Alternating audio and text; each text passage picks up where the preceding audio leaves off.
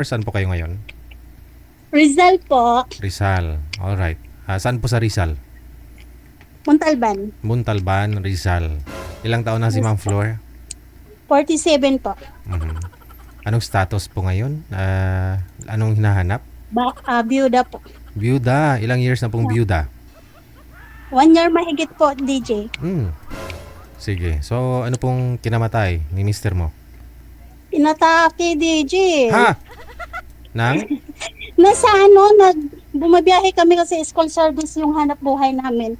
Ano po yung hanap buhay? School service po.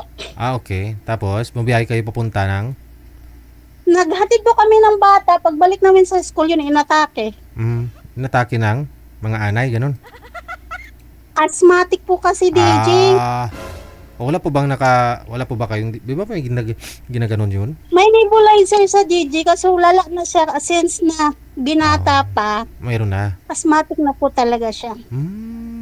So, Kinakabahan ako, DJ. ano po dahilan nun? Bakit to naging asthmatic po siya? Alam niyo po anong sinabi niya sa iyo? Anong dahilan?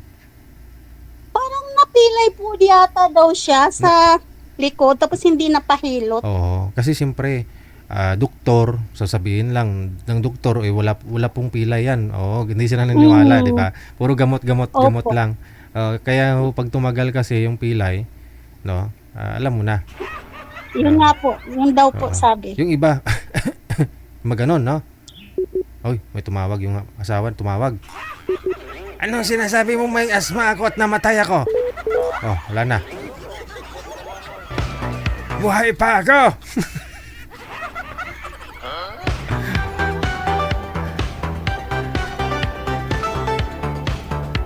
Siyempre yung mga doktor, hindi kasi sila naniniwala, ano, sa mga pilay-pilay, sa mga bughat. Binat ba, manager? Sa kurso nila, no? Sa pinag-aralan nila. Pero yung iba ho kasi, kahit doktor ho sila, alam po nila ng mga tradisyonal, no? Ng mga gamot para dyan, no? Ma'am, sino pong tumawag? Ate ko po. Ate mo! Bakit? Kararating ko lang po kasi DJ, akala niya hindi pa ako nakarating. Okay. Saan pa Galing po kayo? ako sa Quezon City. Anong ginawa ho ninyo? Nagbayad ng business permit. So ano pong business niyo ngayon? School service DJ. Ayun na nga po, Isang school unit service. lang po. Bali, private school. Private school. St. Mary's College po.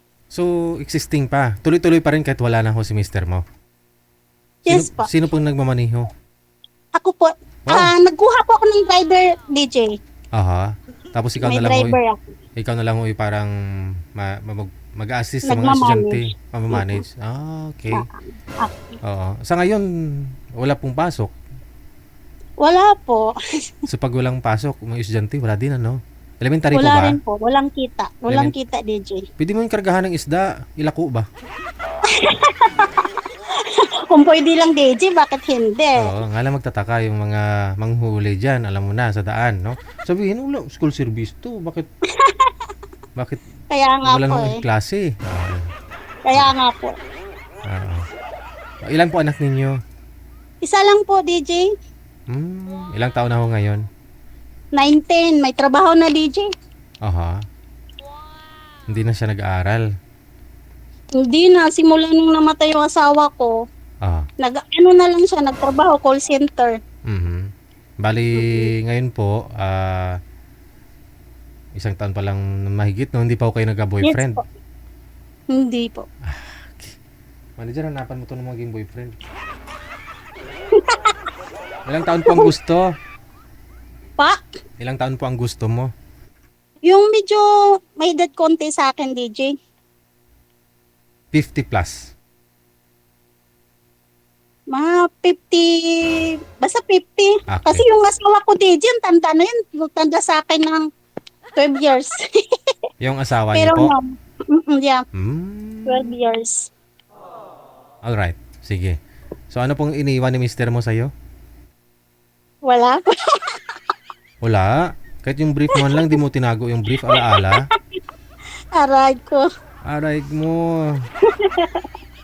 Mahirap po yung nasanay ka. Araw-araw mo kayong nagsasama, di ba? Nagkikita. Yes po. Oo. Yes po.